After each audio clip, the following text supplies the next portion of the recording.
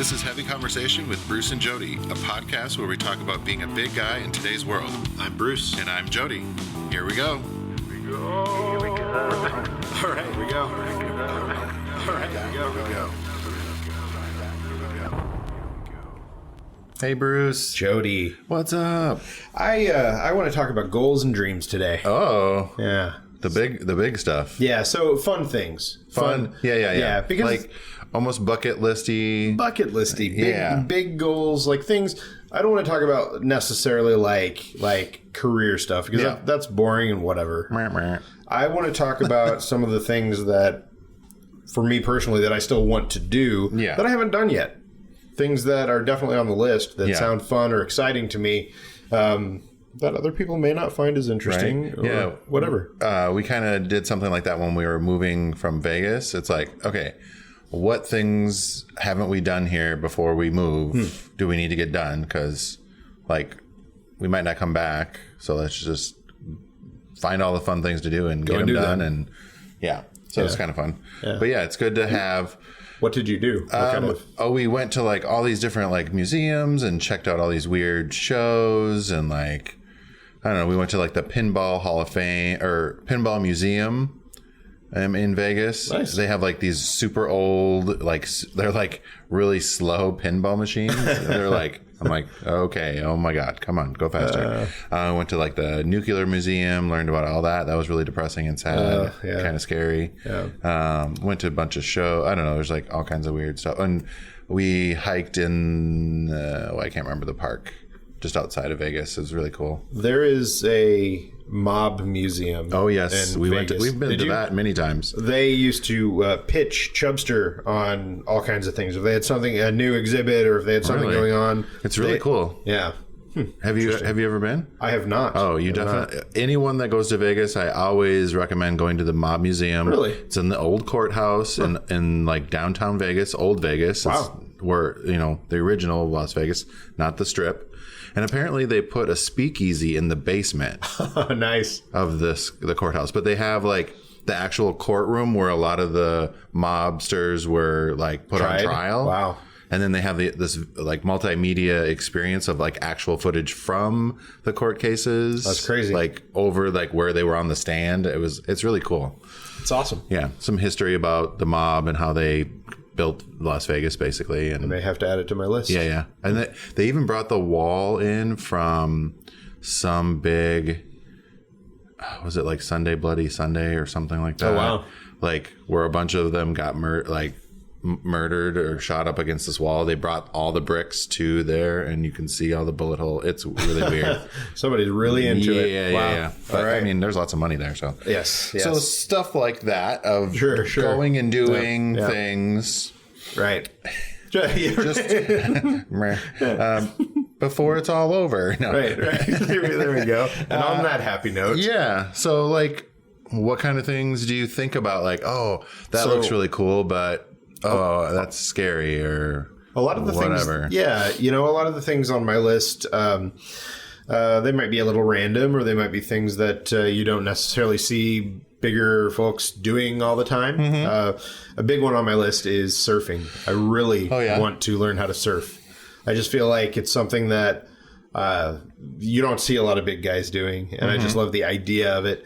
And I'm not trying to go pro or anything, but I would love to get out on a board. You never know. You might just be the next surf pro. That's right. That's right. You don't know what's going to happen. Yeah. It's been hiding in you all these years. Maybe that was my calling, and I've missed it until now. Yeah. So you never knew because you were in the landlocked. Well, I guess we're not landlocked here, but not anymore. You grew up. I was. Yeah.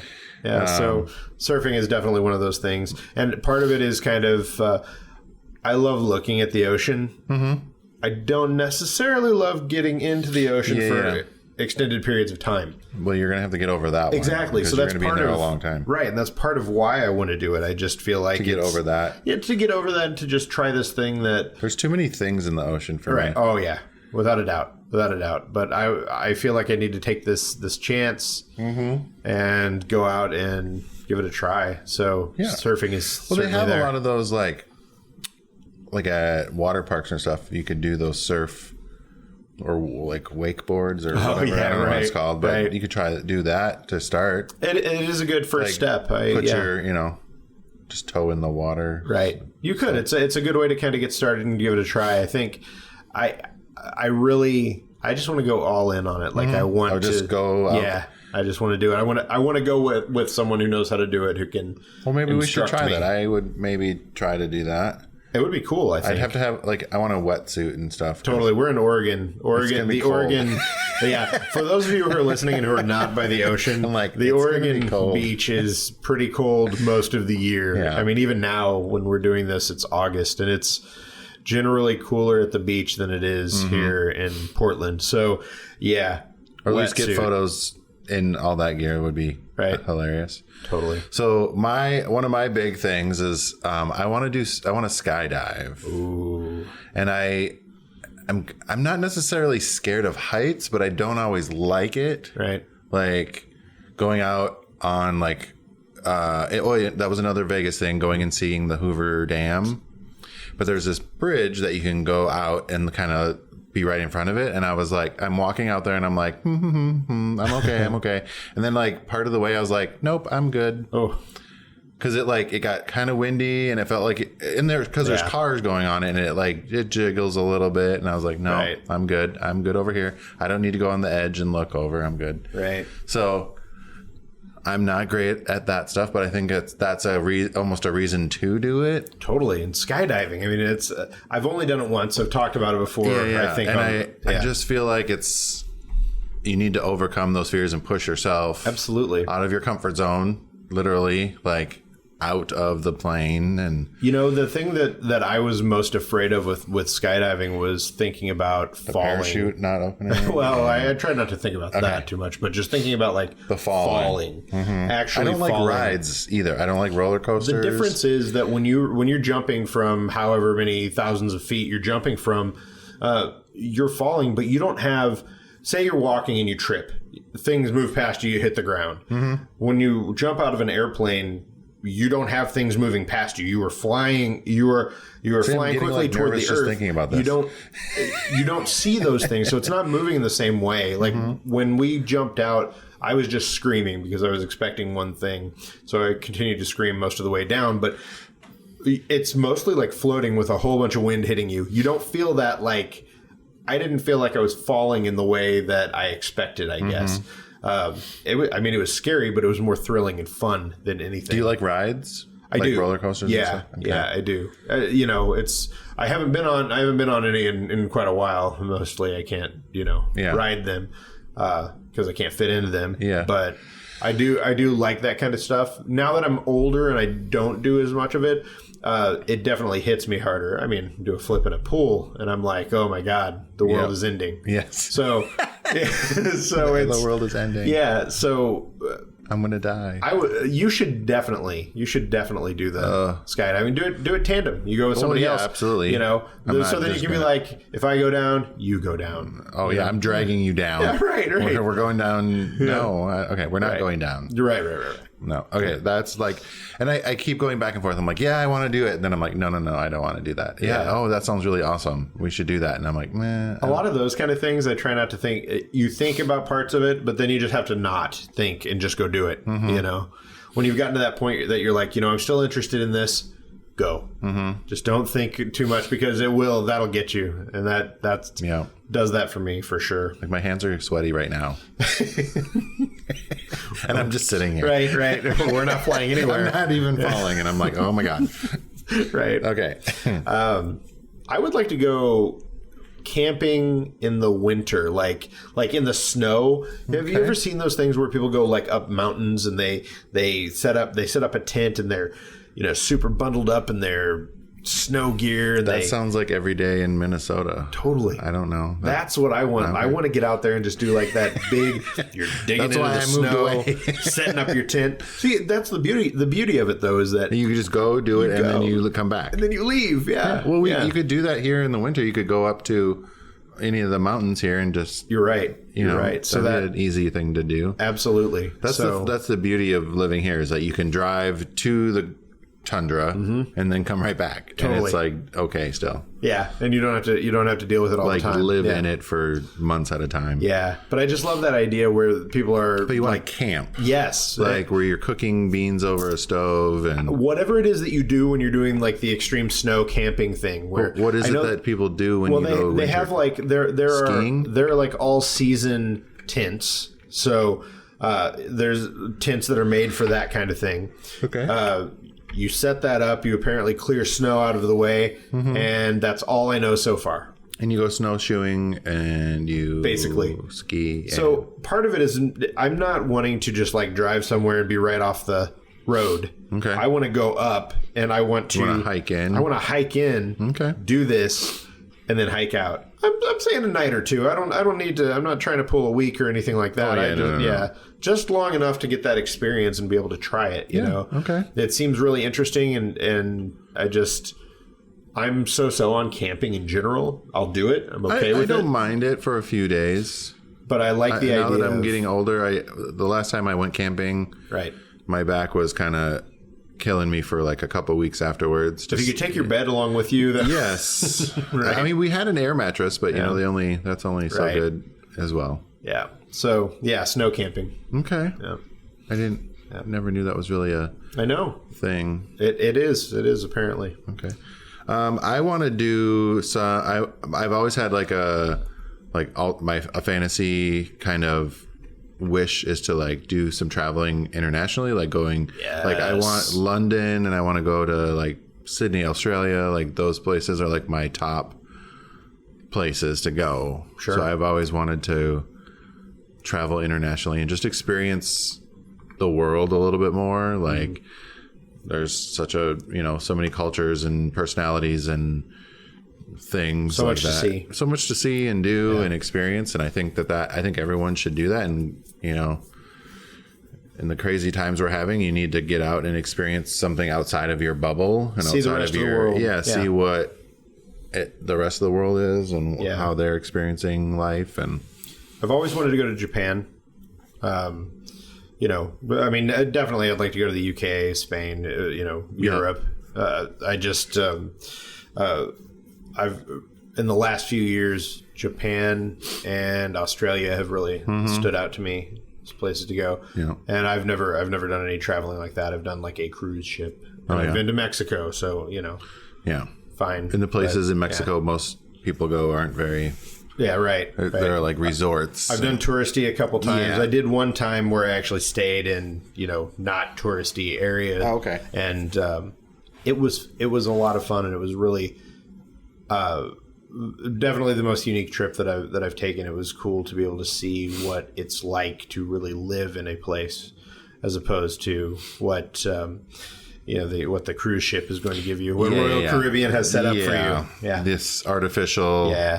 Yeah. There are benefits to both. But I like the comforts of having your meals prepared and your sheets and laundry done and everything like that. Yeah. Right.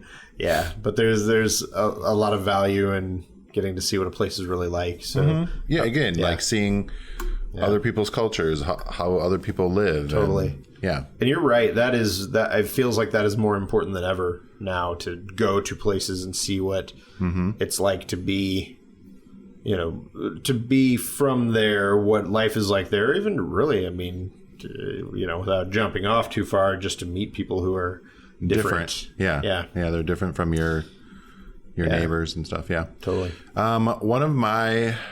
So I've been doing a lot of those paint night things that I think I've talked about those before, where you go to either a bar or cafe or someplace like that, and they have a predetermined sort of painting that they guide you through. So I've been doing some of those, which I really enjoy, but I want to do more like individual, like just paint whatever's in my head kind of thing. But I've always been, whenever I do art, I've been so judgmental of critical of my own. I'm super critical of my own work. Right. So then I just sort of do nothing. Yeah. I think so. I just want to get a blank canvas and paint and just do it and just do something. So much of it is just enjoying the act of doing the thing. Yeah. You know, if you go into it thinking that you need to be Picasso, Yeah, and and I'm not even saying that. Yeah, it has to be good. Like I do like the paintings that I've done that are sort of those guided things, right? But just to have like whatever's in my head, just put it on the canvas or the paper or whatever it is. Like when I was in school doing landscaping, we had to like draw out, plans for, and it took me forever. Because I was so critical of how it was going to look on paper. But if you just put me out in the field and I could like just place all the plants wherever I wanted them and it would look great and I loved it. Yeah. And I had no problem doing that. But like putting it onto paper where it seemed more like permanent somehow, I was always like, oh my God, no, go over it. This needs to move like over. I'm like, oh my God, just write it down and get it over with and move on. Yeah, just kind of opening yourself up and just letting my creativity just go and not be so critical of how I'm creating. And I don't know if that's a common thing. I think it is. I think, but like, I just feel like just get it out there and put it on there. And I've just All right, it's beer time. He's cracking open that beer. So today we are trying Tiki Room Pina Colada. It's a hazy IPA, an ale brewed with pineapple and toasted coconut from Reuben's Brews. It is an 8% beer. It's summery and Tiki Room. Yes. T-I-K-I. Oh, Tiki. Tiki. Come on. Yep, Tiki Room. Old Town Brewing. 8% ABV, 40% IBU. Yep. There you go. Pineapple, coconut, hazy, hoppy, citrusy. Pass some along here. Oh yes. So this is very it's a very hazy IPA look to it. It's almost cloudy. Ale brewed with pineapple and toasted coconut. This is a Portland beer. Old Town. I was like, Old Town sounds familiar. Yeah. I saw Reuben's Brews, and that's I think the company that owns Old Town and a few others. Collaboration brewery of Reuben's Brews in Seattle. I like this. It's kind of fragrant. It's not like it's all of the sweetness without the sweet. Mm-hmm. Like it's everything else. So you can taste the pineapple. Yeah, but it's not like yeah. I had to do a second taste to be like, okay. Yeah, it's good. Yeah. It's good. And it's not super citrusy that it would like... No. Kind of give you a stomach... craziness. I like that. Some of these hazy IPAs and these juicy beers lately, I've been like kind of wishing that they had a little bit of that sweetness in them. So like that pineapple, I would be okay if there was a little actual pineapple juice in it. Yeah. I know that's not the point of these beers, but man, it just like... It's so good. They've got everything there. I just kind of wish that I had some of that sweetness. I don't know. I like it. Because then when I have a beer that's sweet, I usually don't like it. So I don't know. It is strong though. It is. It definitely finishes I was like, a punch to the face. Yeah. A good afternoon beer. It is. Exactly. Yes. Yep. All right. So getting drunk in the afternoon is another. Oh wait, I've done that before. That's right. Oh well, that's a recurring goal. A recurring goal. Right. Getting drunk by noon. I don't know. It's whatever time it is. I don't know. It's noon somewhere. Yeah. Thanks, Tiki Room. Yes. Another goal for me is so I've started riding a bike, and that was something that that fancy. Yes. What is it called? Zeiss. Oh, yeah. Yeah. I can never... Yeah, it's a Zeiss bike, and it is... So German.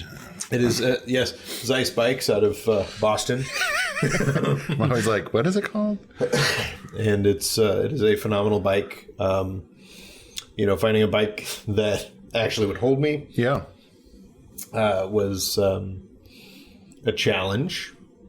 And this bike does that, and it's really gotten me to where I've been able to get out and ride. And I think I've seen some pictures of you and your kids out riding a little bit. That's always fun. Yeah, so my 9-year-old, we got his training wheels off, and he realized that he loves to ride. Oh, good, good. I know that was earlier in the year that was a struggle. Yeah, right. We weren't quite there, but Well, it takes a little bit. it does. It does. First couple times. Yeah, so we've been doing longer rides and kind of getting into it, and they're out of school, so that's basically I'm riding with one of the kids. So, but I really feel like it's something that I'm going to keep doing on my own because it's something that I really enjoy, and that for me I feel like when you're an adult, it's easy to get away from those kind of things, doing the things that some fun, right? Like, right. It doesn't. You don't, and it doesn't have to be you're biking to work every day. Yeah, like that's a big commitment. But even just on a weekend afternoon or whatever, like the other thing is that I don't have a nice leisurely, fun ride. Right. That's the goal. The big thing here is I don't have specific goals. I'm not trying to do a certain thing. I'm not trying to hit a certain numbers or go a certain distance. Yeah, I'm not trying to ride 10 miles a day. Yeah, I mean, if I do 5 miles, great. If I do 2 miles, great. If I go around the block, great. Right, that's fine. Right. It's just a matter of riding. What I am finding is that the more that I ride, I want to continue. Yeah, you just want to do more. Yeah. So because it does feel good. It's like almost like exercise. Well, almost like exercise. Yes. It is exercising. So you get those endorphins and you build up your stamina and and I really enjoy it. And so it's been a lot of fun. So what I would like to do, the wind in your hair and totally the wind in your beard, just being out there and having the ability to be able to ride anywhere. And I mean, it's beautiful here, so it's fun to ride, and it's a bike friendly city. So that helps. I want to participate in. I am so new to all this. I don't even know if it's bike races or what they are, what they call them. It's like the equivalent of a 5K on a bike. Okay, whatever that is. Bike race. Yeah, I mean, basically, I just want to ride with lots of other people. I was just saying, bike-a-thon. Whatever it is. Obviously, I need to do a little more research into what that is. What it's called. But I want to do that. I mean, just having that as a basic goal of, hey, I want to do this thing with lots of other people. And don't get me wrong, it's not like I'm wearing the... I don't have like a cycling suit. I'm not doing anything like that. This is some leisurely stuff, you know? So, well, did you do the naked bike ride? Not this year, but I have every other year that I've been here. Okay. I've done it and it's been glorious. But I'm thinking this time around it would be something probably clothed. Okay. I mean, I'm expecting to do the naked bike ride next year, but we'll see. Whatever. It's fun. Just being able to get out and do something like that and be on your bike, I think, is big. Yeah. One of my big things is buying a house. That's been on our radar for a little while now. We have been in Portland just a little over a year. Nice. And like we really love this city. I really feel like putting down roots here. So it's we've even chatted with a couple real estate agents just to kind of put some feelers out there, get some ideas. Nice. Talk about neighborhoods, do all that kind of stuff. And we're always, Bjorn and I we have the Zillow app and we have what's the other one? Like the Remax app. So we're always, whenever we're driving around and we're just like, oh, this neighborhood, we like this neighborhood. What are the houses going for here? And like figuring out, what do you want from a house? Like we both want a yard because I want to be able to garden and he wants to put a skate ramp in the backyard. Nice. And, like figuring out those things that we want to do. And we both are really handy. Like we want, it doesn't need to be a completely remodeled new house. Sure. Like we want to be able to move in and live, but we can do upgrades. We can do, a lot of projects like that was, I like that kind of stuff. Like part of the fun of having doing a house. yard work and, there's, and I know that some people really hate that there's always something to be working on. But I think I like that stuff. Like it gets your mind off of work that you just did all day. And like you can come home. Yeah.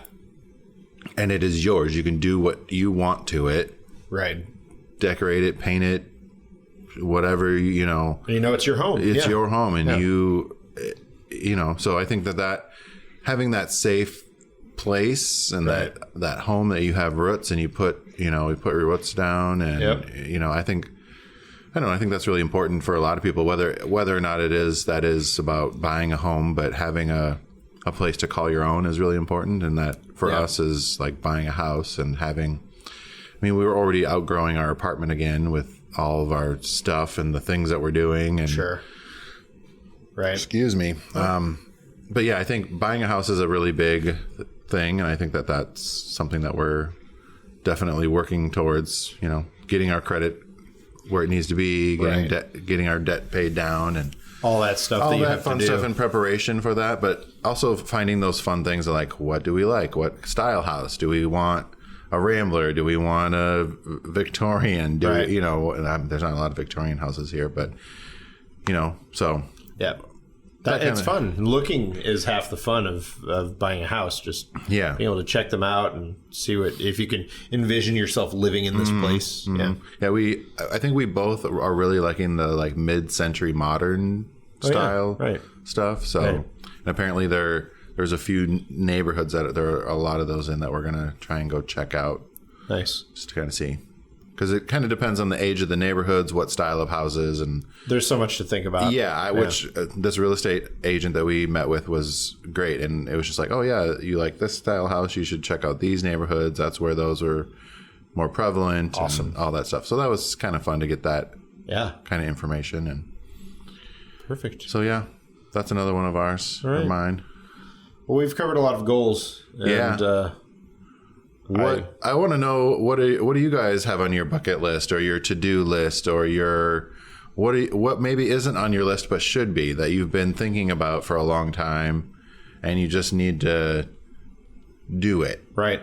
Yeah. Yeah. Tell us what are the big things for you? What stands out? What's your goal? Who wants to go skydiving with me? There we go. And hold my hand while I'm screaming the whole way. I bet you'll get some takers for that. So. I know there's a lot of places around that do it. So. Yeah. You got to do it.